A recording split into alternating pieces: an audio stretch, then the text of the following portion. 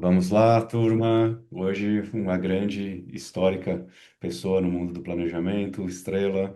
Quando eu comecei no Planner, já era um grande ícone. Ele não é tão mais velho que eu assim, mas já era um ícone de tão bom que ele e o Ken Fujioka. Obrigado demais por participar do podcast do Strategies Revival. Ken, o Revival nasceu de revitalização de todos os planners, mas principalmente eu, que fiquei um tempo fora do mundo planner, mas revitalização em vários aspectos, né, de como capturar insights hoje em dia, como era, como é e como vai ser no seu ponto de vista, como pode ter mais impacto positivo, claro, sempre no lucro, mas também nas pessoas e no planeta, na sociedade, no meio ambiental. Enfim, ferramentas que a gente pode usar e que a gente usa hoje para análise de dados, vai ser ótimo falar contigo.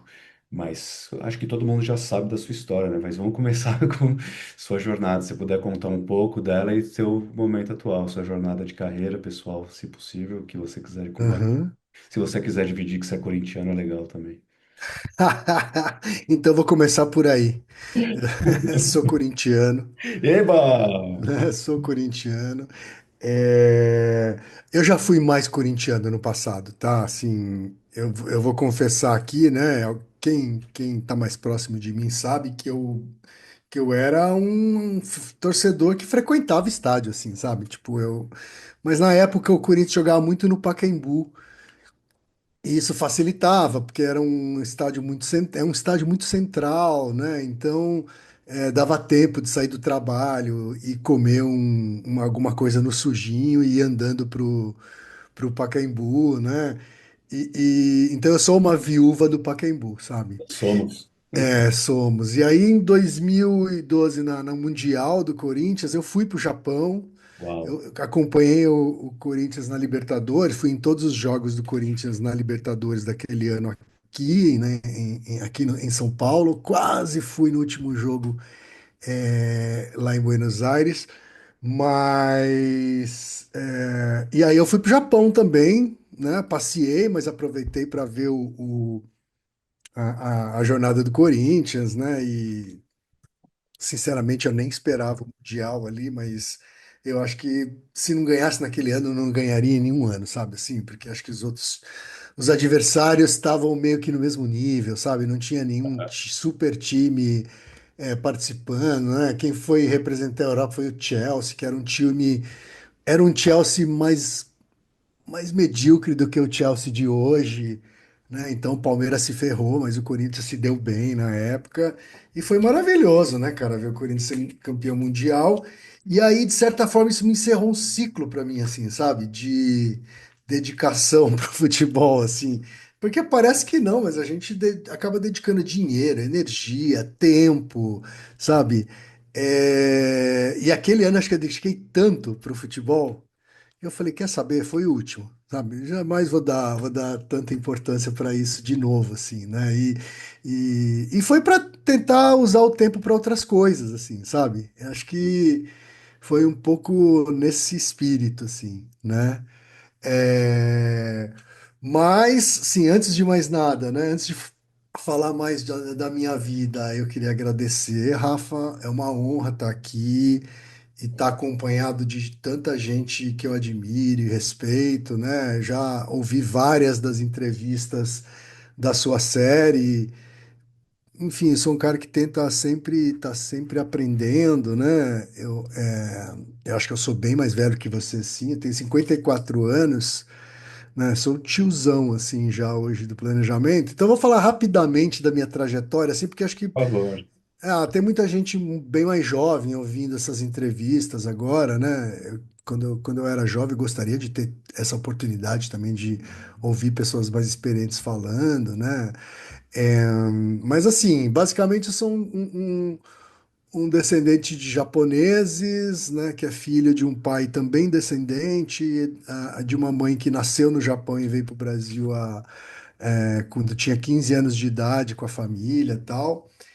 Então eu fui criado, principalmente na infância, né, e na adolescência, eu fui criado muito sob os códigos e valores da educação japonesa, né, porque, enfim, a minha mãe é quem estava muito à frente da educação dos filhos, então acho que os valores japoneses sempre tiveram muito presentes assim na minha criação, né? E me levou para um lado nerd logo de cara, assim, sabe? Então, com 15 anos eu já estava programando computador e aos 16 eu entrei na Escola Técnica Federal, né? Que hoje é chamado de Instituto Federal, né? Hoje tem até curso superior, mas na época era um segundo grau técnico. Me formei e é uma escola, até hoje, escolas técnicas são escolas para famílias de classe média baixa, assim, que precisam de uma profissão antes de ir para a faculdade, né? Sim, Porque precisam trabalhar cedo. Então eu comecei a trabalhar muito cedo, com 16 anos, né? Minha família, na época, ainda era uma família de classe média baixa, lá em Osasco e tal. Mas fazer a federal mudou minha vida, assim, porque eu comecei a trabalhar muito cedo e aí eu comecei a ganhar dinheiro muito cedo, sabe assim? Então, com 16 anos eu era CLT já, né? E com, sei lá, 18, 19 eu já tinha aprendido a aplicar dinheiro, sabe assim? Porque eu trabalhava no CPD de um banco. E na época a gente vivia hiperinflação, né? Então você tinha que aprender a operar no mercado financeiro, pelo menos o básico, para o dinheiro sobrar até o final do mês, assim, né? Às vezes até o final do dia, né? Você tinha aplicações, né, que a gente chamava de overnight, que eram aplicações de um dia para o outro, assim, sabe? Porque você tentava fazer o dinheiro acompanhar a inflação diariamente, assim, é uma coisa doida.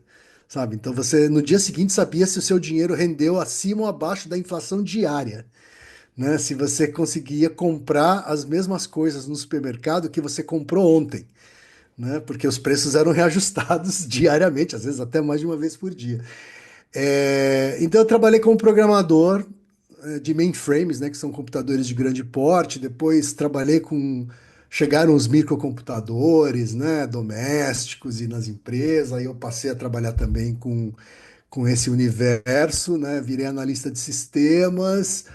É, Então eu demorei um pouco para fazer faculdade, né? Porque estava trabalhando, estava bem, subindo na carreira, e tal.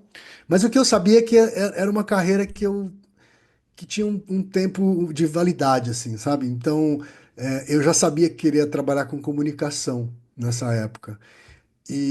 Mas assim, agradeço totalmente a minha primeira carreira de programador e analista de sistemas, porque foi ele que bancou minha faculdade, bancou a SPM, assim, senão eu não teria condições mesmo de estudar numa uma faculdade particular. E então eu era o cara da SPM que chegava antes das pessoas se inscreverem vendendo camiseta na frente da faculdade, tô assim, louco. né? Já tinha essa. E eu nem vou chamar de espírito empreendedor, é realmente a necessidade de fazer dinheiro, assim, sabe? Foi muito isso, assim.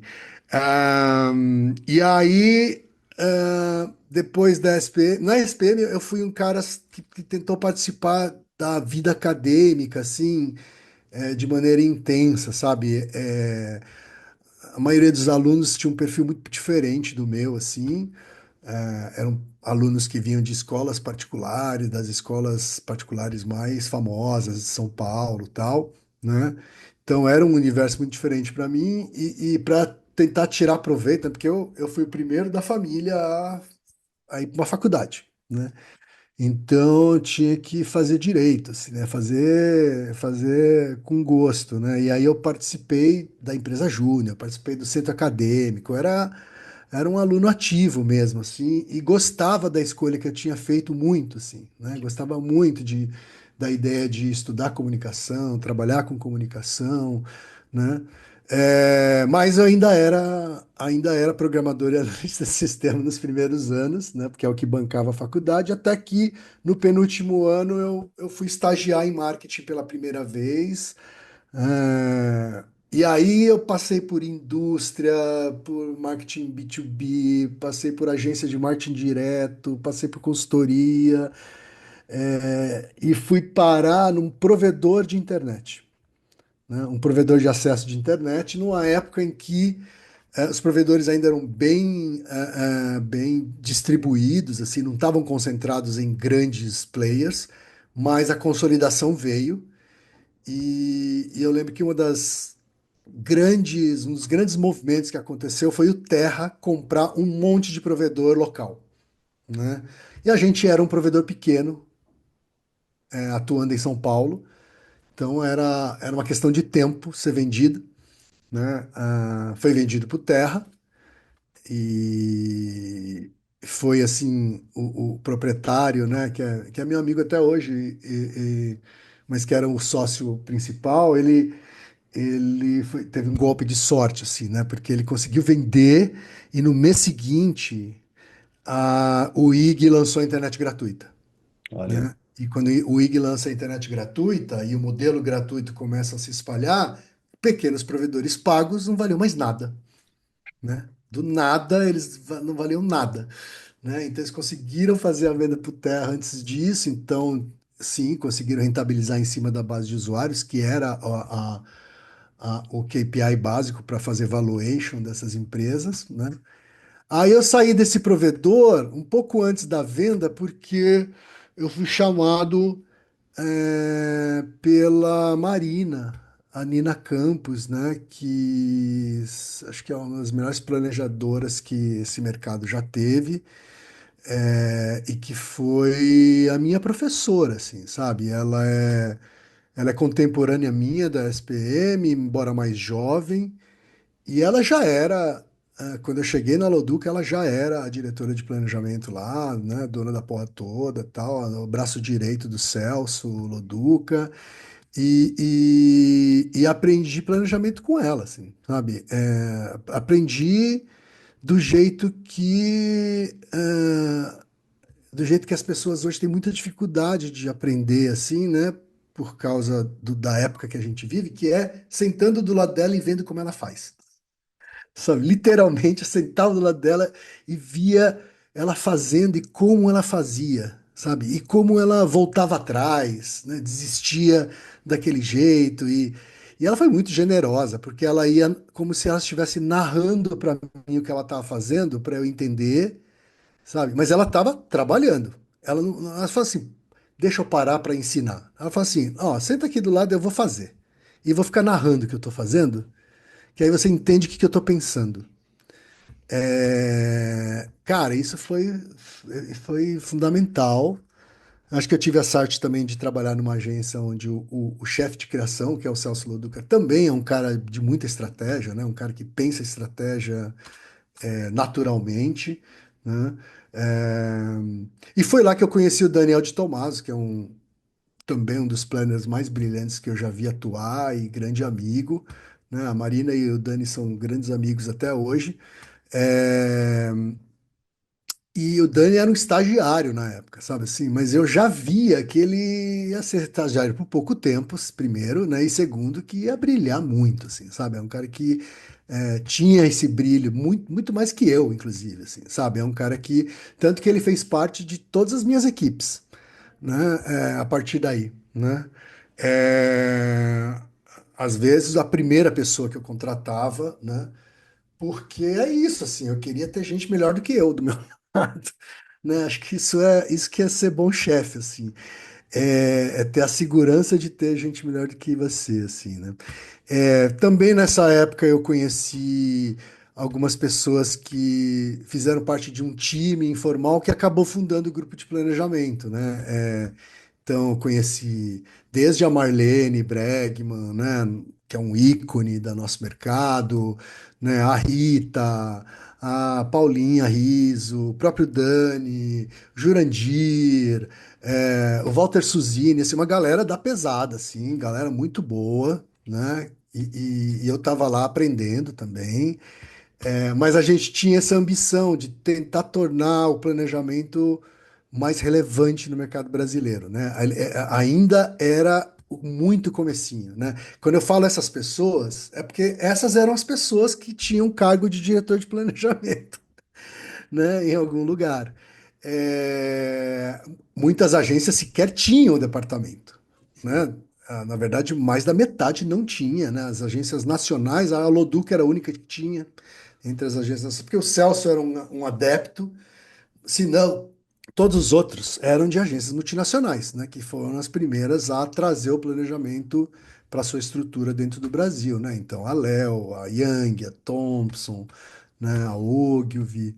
É, Mas foi uma época muito bacana, né? Fundamos o grupo de planejamento e acho que depois de um trabalho de pelo menos uns 10 anos, aí acho que deu para dizer que o planejamento estava mais consolidado, né? Acho que simbolicamente foi quando o Caboré separou o planejamento de atendimento, né? Acho que isso foi uma mudança simbólica, mas que denotava um pouco a transformação de percepção que o planejamento teve no mercado, assim, né? Ah, agora vocês são uma disciplina que merecem uma categoria específica no Caboré, né? Então, assim, acho que foi um recado simbólico, assim, né? Óbvio que é um prêmio, o prêmio sempre tem suas relatividades, assim, né? Mas eu acho que foi um reconhecimento do mercado sobre a disciplina, né?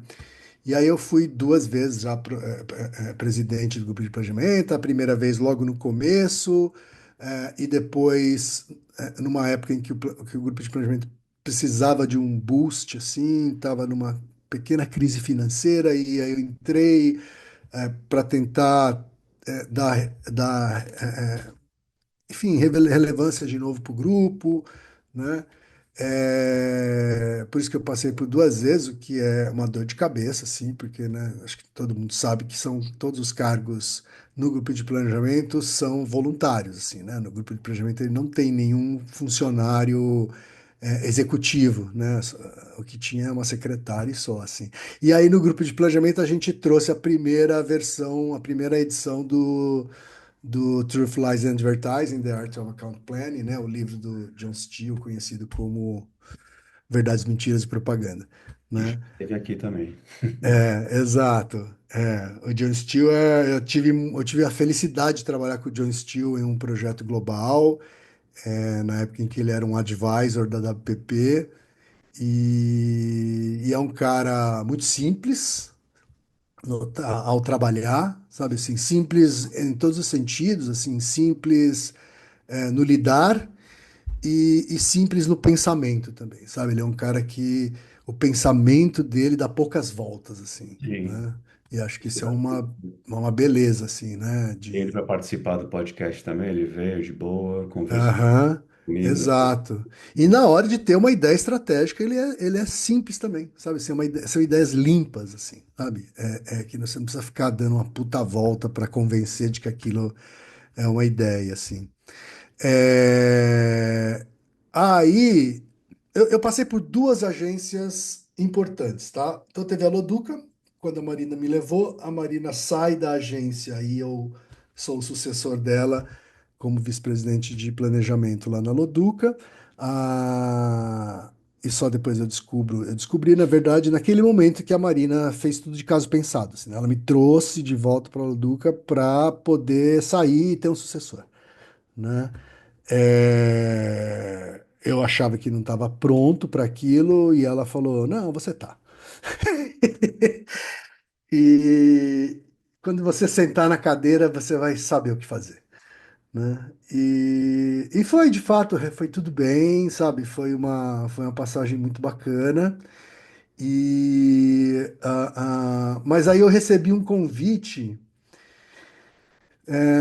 do Zunino, né, hoje é um dos bambambãs lá da WPP na América Latina e global, assim, ele era o presidente da Thompson, ele tinha uma missão de fazer com que a Thompson voltasse a ter algum brilho e principalmente tivesse um brilho criativo, né? A Thompson ela sempre foi muito reconhecida por planejamento, né? Sempre teve os frameworks que rodam na internet até hoje, assim. É, mas criativamente ela não tinha uma reputação, assim, sabe, das grandes agências criativas, assim, né? Ela sempre foi uma agência parruda, né? Presente no mundo inteiro, e tal. Mas o Stefano Zunino estava com esse desafio e na cabeça dele isso passava por reformular tudo, assim, tá? Então ele mudou, assim, mudou o chefe de criação, de mídia, de atendimento e de planejamento, me levando para lá, né? Eu lembro na época que eu tive a conversa com ele, eu falei, olha, eu sempre trabalhei, assim, em agência, eu trabalho em agências de dono, né? Não sei por que que você está querendo me trazer para uma multinacional, né? Tipo, que é uma, as multinacionais em geral são mais impessoais mesmo, né?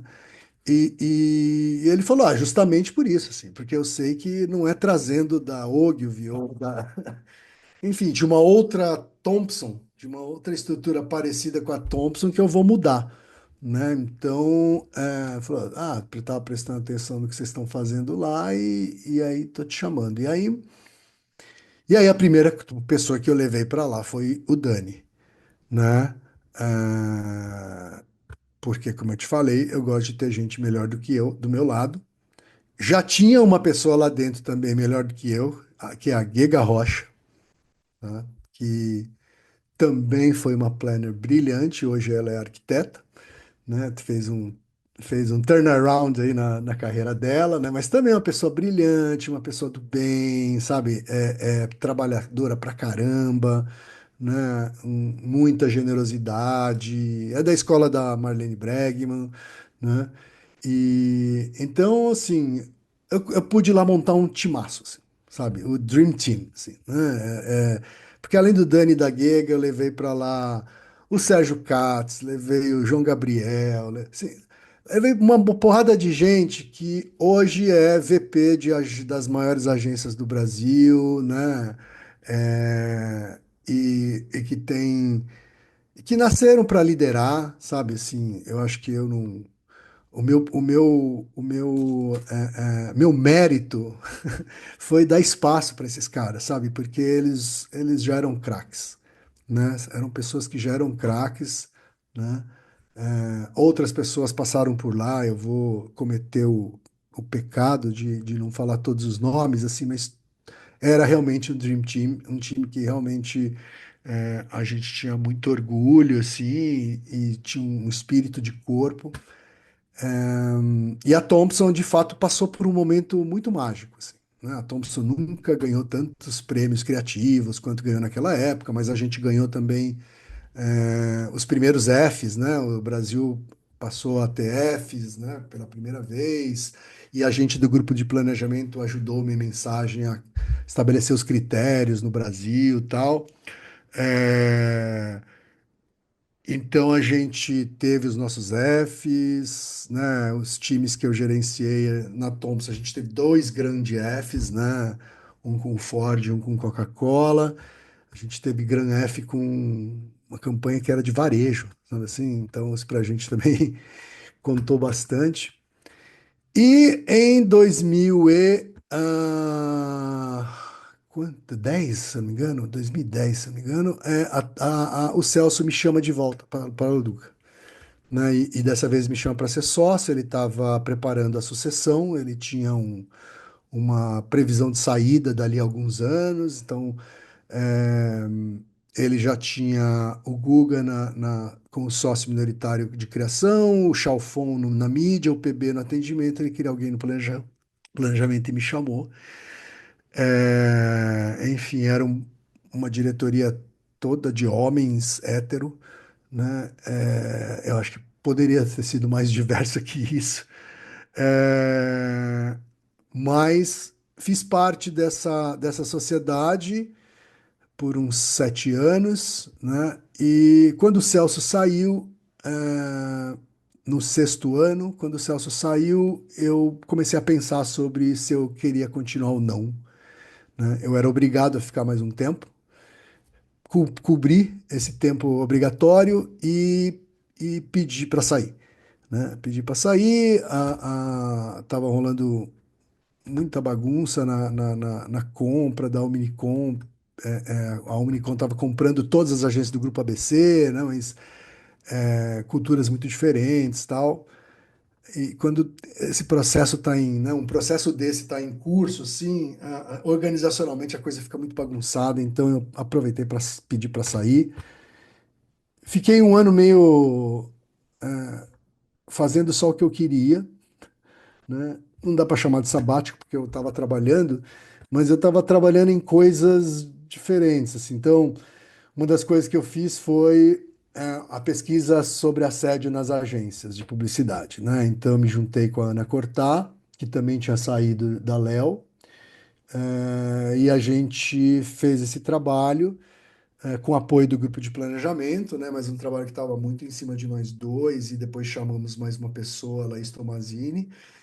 E foi um trabalho para a gente pessoalmente muito importante, muito impactante, assim. A gente falou com milhares de pessoas, desenhou um retrato do que era o assédio nas agências de publicidade, que não foi exatamente uma surpresa. O que talvez espantou um pouco foram os números, né? A gente tinha números muito contundentes, né, de casos de assédio moral e casos de assédio sexual dentro das agências. É, E a gente fez essa apresentação assim mais de 60 vezes, de maneira voluntária, em várias agências e entidades de classe, assim, né? Foi uma pesquisa que ganhou capa na minha mensagem e trouxe esse assunto à baila, assim, né? Trouxe esse assunto para discussão. Outra coisa que eu fiz também durante esse ano que eu não estava mais na agência foi trabalhar com coisas que eu nunca tinha trabalhado. Por exemplo, teatro, né? Eu me tornei produtor executivo de um espetáculo no teatro, né? Chama-se Inconscientemente, é feito por uma dupla de ilusionistas, chama-se Os Mentalistas. Eles são mentalistas. Mentalista, para quem não sabe, o mentalismo é uma subdivisão do ilusionismo, portanto, é uma mágica, tá? Mas é uma mágica que ele acontece debaixo do seu nariz. Por isso que as pessoas se assustam muito, porque ele te convence que ele conseguiu adivinhar o que você estava pensando, né? Quando na verdade muitas vezes ele te sugeriu o que você devia pensar para acertar o que você estava pensando, né? Então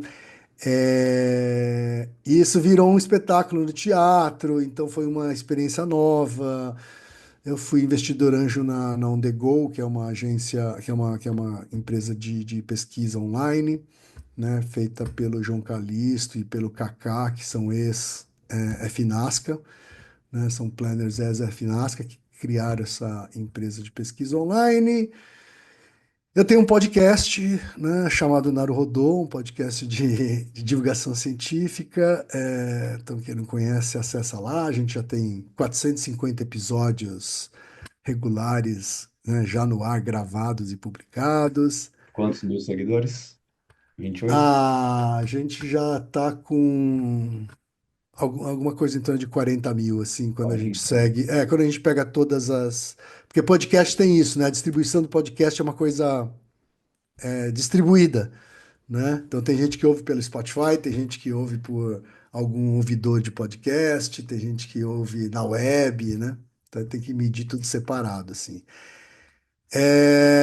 E eu comecei a atuar também com grupos reflexivos de masculinidades, que nada mais é do que são grupos estruturados de homens que se reúnem para discutir as merdas que os homens fazem, né? Resumindo, é basicamente isso, assim. Cheguei a ser facilitador de alguns grupos, me envolvi com isso durante um bom tempo. Então também é um assunto que entrou na minha vida. E em 2018 eu resolvi fundar a Ada Strategy, que hoje é meu ganha-pão, né? Me fundei ela com a Cris, que é a minha sócia, que é a pessoa brilhante da dupla. É, A Cris, ela foi minha cliente na época de agência, é uma pessoa, né, que sempre foi de negócios, ela nunca foi agência, nunca foi de comunicação, né? Ela é uma engenheira da Poli, né, com pós-graduação em finanças, né, na London Business School, né, e em Harvard, né? Então é uma pessoa muito de negócio e que é muito complementar a mim. Eu tenho certeza que a Ada Strategy só dá certo porque a gente tem essa complementaridade, assim, né? Depois a gente pode falar um pouco mais sobre a Ada também. E agora, em 2024, me tornei pai, né? Então eu deixei o projeto mais importante para o final, Para para último. ser Isso é muito o bom. projeto mais importante para ser o último, né? E eu costumo dizer que se eu tenho o ônus de ter sido pai velho, que é ser pai por menos tempo, é, acho que eu tenho o bônus, que é ser pai quando eu sou um homem mais maduro e mais letrado nas coisas, sabe? Eu tenho certeza que eu seria um péssimo pai aos 30. Então, fico feliz de ter sido pai só depois de 50. Que é o meu caso, tá? Fui pai aos 30, então eu entendo bem o que você está Não, dizendo. mas tem gente que que vira pai aos 20 e é excelente pai. Agora, eu tenho certeza que o Ken de 30 anos não teria sido. E ainda somos, você também, pai de meninas, né? Então, Pai de meninas, exatamente, que acho que é animal.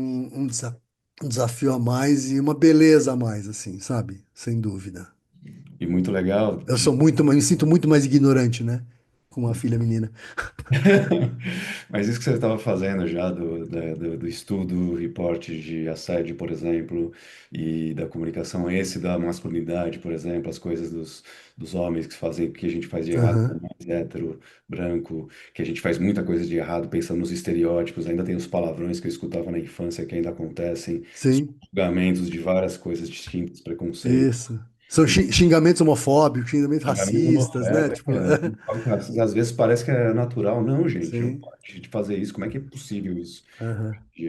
Mas isso que você falou do assédio também, das pessoas perceberem que aquilo está acontecendo também, sabe? Ter o awareness, não só gerar do produto, da marca nas pessoas, mas ter o awareness desse comportamento dentro das empresas, né? E a diversidade dentro das agências, no meu ponto de vista, melhorou muito, mas ainda estamos atrás de muitas coisas. Como isso que você comentou, se não me engano, Concordo. o board era só homem hétero branco.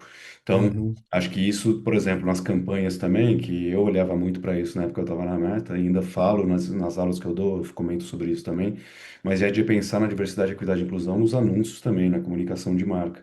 Que Sim. muitas vezes você não tem a diversidade. Aí quando você tem, não é representativo, só está lá no meio da tela. E aí, Dove 2004, incrível, Real Beauty, beleza real, já muda muita coisa, mas também só de pano de fundo. Então, a gente precisa de Uhum. mais desse tipo de coisa, diversidade, Ah. equidade e inclusão, não É, ser. é uma coisa que tem que prestar atenção o tempo todo, né? Mas eu sou um defensor ferrenho de fazer com que essa diversidade, inclusão e representatividade, né, aconteça principalmente por trás das câmeras, sabe? Excelente. É, que eu acho que aí acho que na frente das câmeras as coisas tendem a acontecer mais naturalmente, sabe? Quando a coisa acontece ao inverso, né, primeiro a preocupação de representar e só depois, né, mas sem a preocupação de incluir por trás das câmeras para de quem faz o trabalho, eu tenho a sensação de que não promove a transformação cultural que as agências precisam, que a indústria da comunicação precisa, sabe? Porque ela fica na casca, né? Essa mudança fica na casca, ela é visível, portanto, ela tem sua importância, porque você só consegue imaginar o que vê, né? Então as pessoas têm que ter essa visibilidade, mas ao mesmo tempo, como a transformação por trás, né, nos bastidores de quem faz, não foi tão grande quanto foi na frente das câmeras, acho que esse é um dos motivos pelos quais a gente está tendo como se diz? Um efeito rebote, né? O efeito rebote fica mais fácil para agências e empresas voltarem atrás, sabe? Né? Mas agora, se metade dos seus funcionários virou gente negra, né? Aí não é tão simples assim voltar atrás, né? Mudar o casting do filme é fácil. Ou se for meia dúzia de pessoas que não têm poder dentro da agência, né? Não estão em cargos de liderança, tal, fica mais fácil voltar atrás, sabe? E fazer esse movimento de efeito rebote, assim, sabe? Que a gente sabe que está acontecendo. Está acontecendo, especialmente naquelas de origem estadunidense, assim, né? Começou por isso, assim, né? É, empresas e agências que estão voltando atrás. Nossa, você trabalhou na empresa que foi a mais ativa em diversidade e inclusão durante muito tempo, durante anos, né? E agora está tendo esse efeito rebote também, sabe assim? Então, É, mas enfim, é só para dizer que eu acho muito importante essa mudança por trás das câmeras, porque acho que isso que muda a cultura da indústria, assim, sabe? Muda a cultura da indústria e faz com que o que acontece na frente da câmera, né, o que acontece na comunicação visível, ela se torne uma consequência e não um golpe de marketing, sabe? Um golpe de marketing para parecer mais diverso. Concordo plenamente. Daí nascem Uhum, coisas como greenwashing, social washing. É por isso que eu gosto muito da expressão. Não me lembro quem que usou ela uma vez em uma palestra, mas eu gosto muito, que uhum, a gente falava muito walk the talk, né? Se você está falando, faça também. Então, por exemplo, isso. no vídeo, se você fez, faça. E agora é talk the walk. Então, Aham, aí vai ser mais natural você fazer, você comunicar. aham, Talk the walk. Conta o que você está fazendo. Conta a sua. aham. Isso que você comentou agora, de ter maior diversidade, de ter É mais. isso, assim. Primeiro walk the talk, depois talk the walk, entendeu? E antigamente não, era Ah, walk, era. walk. Você fala aí, É, deixa eu fazer isso. é. As pessoas ficam interessadas no que eu falei. Mas isso é uma coisa que eu persigo até na época que eu estava na Meta, foi o que eu mais fiz. Uhum, Cidade de Equidade e Inclusão no mundo da comunicação de marca, dentro dos assets da Meta, buscava anúncios relacionados a isso, dentro dos assets da Meta e tudo mais. E a Meta era super aberta, consegui fazer o Ads for Equality Summit aqui em Latam. Então, foi uhum, legal. Esse aspecto abriu esse espaço para minha mente pensar mais nisso. E aí eu penso muito no impacto positivo. Meu curso na SPM também é sobre isso, sabe? Como é que a gente sim, pode criar impacto positivo através da comunicação de marca, comunicação de modo geral, mas pensando muito no comportamento do consumidor, que é o que a gente quer mudar no começo, para ele conhecer nosso produto, conhecer melhor, considerar e, claro, depois preferir o nosso em relação ao competidor e comprar. Mas pensando nisso, tem mudança de comportamento também que a gente pode, de alguma maneira, ajudar a gerar, no aspecto desse, tendo mais inclusão, tendo mais diversidade e tudo mais, mas depende também da cena, depende muito da narrativa, depende muito do que está fazendo a empresa também, não só de falar que é sustentável, mas de ser. claro. E queria saber seu ponto de vista sobre isso, sabe? Tá para trazer esse impacto positivo também, não só de representatividade dentro, sobre quantidade de diversificação que você tem nas pessoas dentro do filme, mas em relação à narrativa de mudança de comportamento, o que que você acha que é possível para um planner fazer? Olha, Rafa, eu já tive conversas com você fora do programa, né, sobre um pouco do como eu vejo essa questão hoje, tá? Do alto dos meus 54 anos, assim. Eu sou um cara muito pragmático, já te falei, né? Eu sou um cara muito pragmático nas relações comerciais, assim, né? É, eu não sou arroz de festa, eu não vou estar em todos os eventos, muito pelo contrário, até devia, mas não tô, né? Sou muito pragmático. E sou pragmático também em relação a esse assunto nas relações comerciais, né? Uma coisa é o quem, pessoa física, levando a sua vida e fazendo suas escolhas, as escolhas da família, etc., né?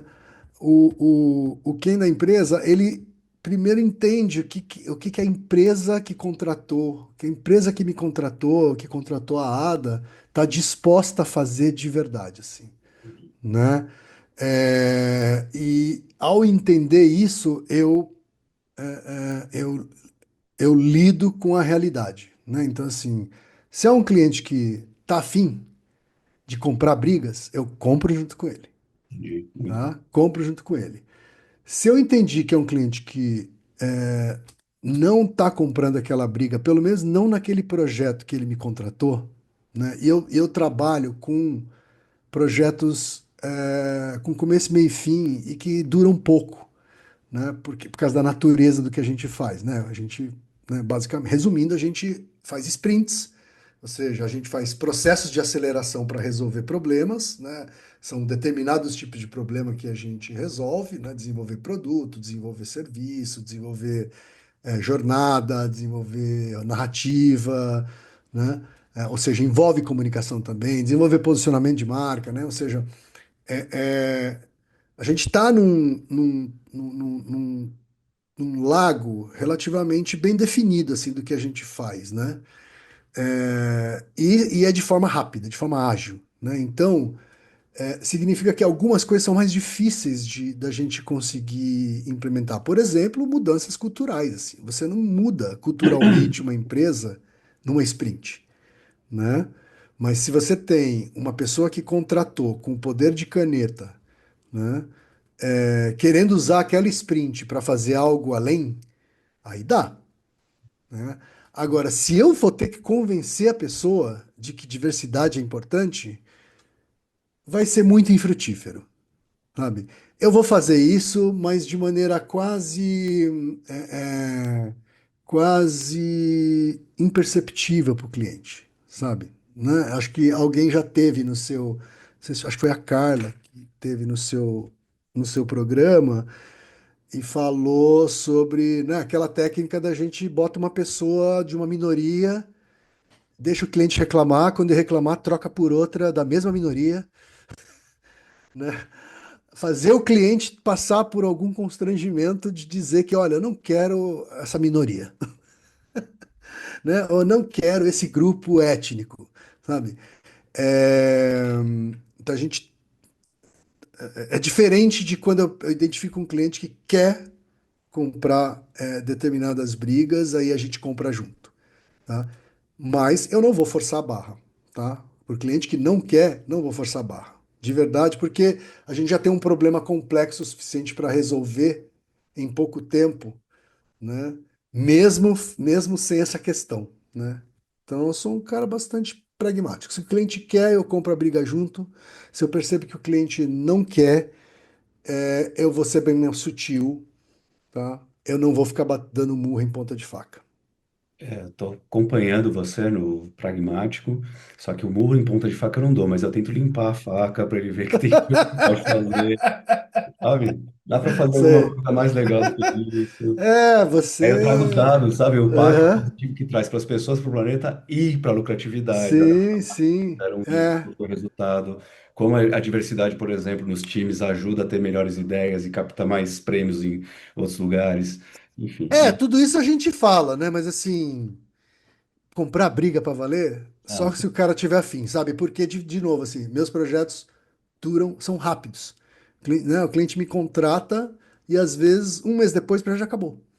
entendi. Né? E essas transformações culturais, elas demandam mais tempo, né? Tanto que a gente não pega projetos que tenham a ver com transformação organizacional, assim, sabe? Porque não é sprint. Sprint não é metodologia para qualquer coisa. Tá? Sprint não é metodologia para qualquer coisa. E acho que hoje, depois de 7 anos de atuação com a ADA e fazendo só sprints, né, a gente consegue saber na hora que a gente entende o problema se é uma sprint ou não que o cliente deve fazer.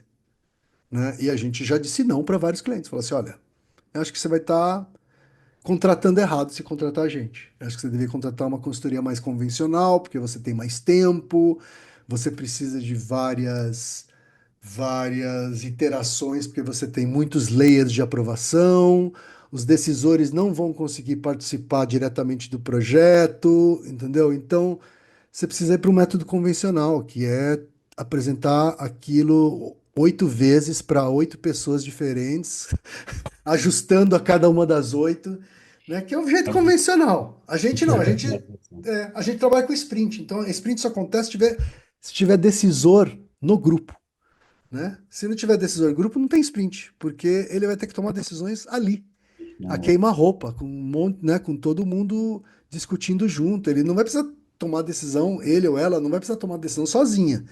Na verdade, você vai ter várias mentes lá para argumentar, né? Por um caminho ou por outro, mas a pessoa decisora tem que estar lá, né? Porque é assim que funciona a metodologia. meu amigo, muito bom falar com você. Tá, especialmente a primeira parte, quando você falou do Corinthians, claro. Mas de verdade, sem piada besta, mas é bom demais de te ouvir, aprender. Muito bom de falar contigo também, não só nesse podcast, videocast no caso, e de Aham. ir o seu podcast para aprender mais das perguntas, como você faz e etc. E bom demais. Espero que a turma que está assistindo, que vai assistir, entenda também como você era não, vai ainda um ídolo para mim. Principalmente na sua época Olha, de Loduca e de Thompson, porque na Loduca eu estava na agência Clique trabalhando para a Fiat, então aham. falava muito com o Thiago Lara lá, Sim, sim. é outro corintiano incrível. É. Tiago, eu assisti muitos jogos com o Thiago. Muitos. Sorte que nem me convidaram, mas tudo bem, eu perdi. Você estava ocupado. Estava ocupado, né? Estava ocupado, conhecido que é o Google. Meu, obrigado demais por topar participar aqui. Imagina, cara, é um prazer, sim. Acho que se alguém quiser trocar ideia, pode me procurar, a gente tenta conversar síncrona ou assincronamente. Estou em todas as redes que sobraram. Não estou no Twitter, não estou no Twitter, tá? Por motivos óbvios, mas ainda estou nas outras redes, então me mandem mensagem caso queira trocar uma ideia, tá? Falar sobre coisas que eu ouvi outros entrevistados seus falarem, assim, que eu acho importante, né? Acho que foi o Zé Porto falou sobre conhecimento de negócio, da importância de conhecimento de negócio. Eu acho que eu acreditava nisso desde o começo, assim. Talvez porque eu entrei meio tarde em agência, né? Eu já tinha passado por consultoria, por empresa, e eu sentia falta, sabe, da envolvimento da agência no negócio do cliente, assim, sabe, de realmente entender o dia a dia para ver o que que faz diferença na vida dele, assim. Então, acho que é uma das coisas importantes que eu vi nas suas entrevistas, o pragmatismo que eu já falei, né? Acho que olhar prêmio sempre com cautela também é uma coisa que, né, eu sou defensor. Eu tô na ficha técnica de vários leões de Cannes e acho que a maior parte deles eu tenho vergonha, entendeu? Da- Então, é... tem vergonha, porque não era exatamente de verdade, sabe? É daquele jeito que o Brasil ganha leão em Cannes, Nossa. sabe? 80% não é de verdade, né? E a diferença é que agora eles foram pegos, né? Mas o Brasil sempre fez isso, né? E não é só o Brasil, tem outros países também que são famosos por fazerem isso, né? A própria Índia, né? Enfim, isso também daria outro programa para a gente conversar, né? É, e é isso, assim. É, IA, né? Que você tem falado muito sobre IA. Sim. Mas acho essa uma boa ideia, a gente fazer mais um. Aí a gente vai. De verdade, vai ser legal. Podemos sim. É só chamar. Sempre bom te ouvir, cara. Vamos fazer mais um, então. Falou então, Rafa. Obrigado, Ken. Imagina, obrigado você.